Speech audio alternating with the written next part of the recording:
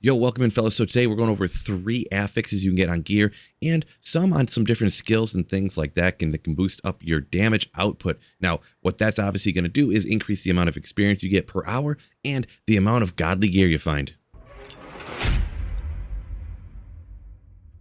Now, for the very first one we're going to look at here, we're going to take a look at this amulet over here and actually look at right up at the top, not the resistance, but 18.8% movement speed. Yeah, actually movement speed can really boost up your clear speed. It'll boost up how fast you kill monsters per minute, per hour, whatever metric you want to use. So, of course, you're going to getting more experience and more godly gear if you're killing monsters faster. Now, it really can close down the distance between different packs, which means each nightmare dungeon run that you do is going to be a little bit faster. Now, there's tons of different ways you can do it. You can get movement speed to here like you see on an amulet. You can get stuff on boots.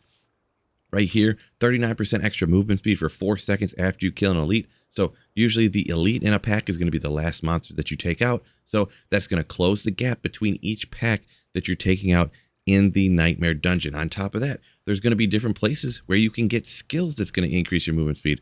Right here, for instance, Dark Shroud is a damage reduction skill that I have on my rogue here. This is just an example. But if you come over here, for each one of the Dark Shroud little globes you have up, 4% increased movement speed. So I try to keep this up all the time.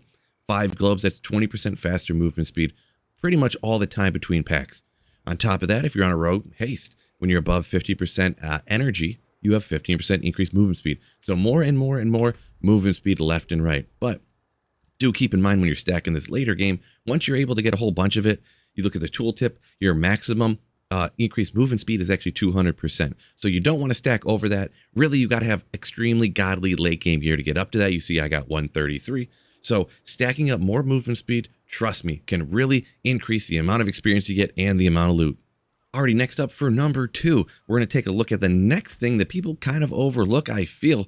And we're going to look at the same amulet again. And that's actually cooldown reduction. See, a lot of skills on this game are actually set on cooldowns and not necessarily by the amount of energy that you have or the amount of resource, mana, whatever you want to call it. So reducing cooldowns can be astronomically effective. If you look down here, a lot of the skills I want to use, if you want to use more dashes to move faster on a rogue, cooldown.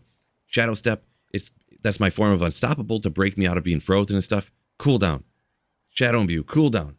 Dark Shroud, cooldown. You get the picture. Every single character, even if you're rocking Grizzly Rage on a druid, whether you're rocking different skills on no matter what character it is, getting cooldown reduction is absolutely key. And once again, getting it on your gear here first off is going to be one of the more obvious things.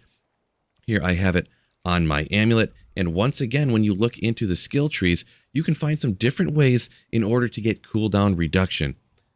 One such way, it's pretty well known and it has gotten a nerf, but here, Advanced Twisting Blades, when your cooldowns are reduced by 0.1 per enemy it passes through. So that one has gotten nerfed a little bit since the beginning, but it still does eliminate it slightly. But there's a ton of different ways, whether you're on the druid, it doesn't matter what character, you can get cooldown reduction. It's absolutely key. And the third thing that doesn't necessarily show up in the item power, but really will increase your kill speed and your clear speed. To show this example, first off, we're going to go back to, oh, look at that. The same exact amulet. This amulet I found is sick. I am showing it off a little bit, but 17.4% energy cost reduction. Yes, energy cost reduction is absolutely crucial. Even though it doesn't show up under your attack power, it will absolutely increase your kill speed and therefore more experience and more loot. Now, let's say you want to use Twisted Blades. Another example here on my rogue. It costs 23 energy. Well, if you're running out of energy, you can't use the skill you really want to use. You got to switch over to the Puncture, which is your resource generator.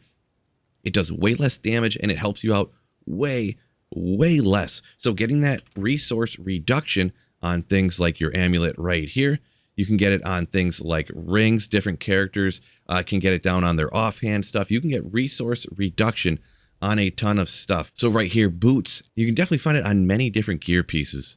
And of course, saving that energy is going to increase the amount of damage you're outputting, being able to use the skills you actually want to use. But on top of that, you can get things like the Edge Masters, where your skills actually deal 30% more damage based upon how much primary resource you have when cast. So if you're keeping that resource up, there's different aspects that will actually literally deal out more damage that you're not necessarily seeing on the item power. So keeping your resource up, having a resource cost reduction.